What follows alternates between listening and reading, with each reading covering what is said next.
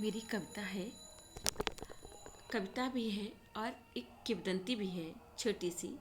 मैंने एक बात समझी है कि रुलाने वाला जब रुलाता है ना तो किसी वजह की भी ज़रूरत नहीं पड़ती है। वो बेवजह ही रुलाता है। वो बेवजह ही रुलाता है क्योंकि रोने वाला खुद बेवजह ही रोता है। क्योंकि वजह बेवजह ढूंढी लेती है। ही वो कहानी है मेरी कि कोई किसी की बहुत बात मानता है तो वो उसका गलत दुरुपयोग करने लगता है और किसी अपने की ही चुगली बुराई करने के लिए। सपोज करो किसी की माँ, उसका बेटा उसकी बात मानता है तो वो अपनी बहू की गलत सलत बात अपने बेटे से इसलिए कहती है, उसके आगे इसलिए रोती है क्योंकि बेटा उसकी बहू को मारे और पीटे और प्रताड़ित करे।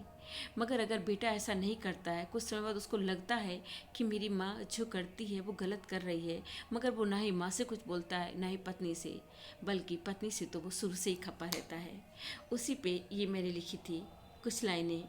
और जब माँ को ऐसा लगता है कि मेरा बेटा अब मुझसे पूछता ही नहीं है, अपनी पत्नी को मारता पीटता ही नहीं है, तो वो नाटक कर करके कुछ और ज़्यादा करने लगती है। इतना ज़्यादा उसका नाटक बढ़ जाता है कि वो रोती है, मतलब पूरा दिन रोना धोना करती रहती है घर में। उसको लगता है कि मैं ऐसा करूँगी तो मेरा बेटा मेरे कहने पर अपनी पत्नी को मारेगा और पीटेगा। मगर वो ऐसा नहीं करती है तो वो रोती ही रहती है। तो मैंने इसलिए ऐसी लाइनें लिखी हैं क्योंकि कहते हैं ना कि वजह बेवजह ढूंढ ही लेती है।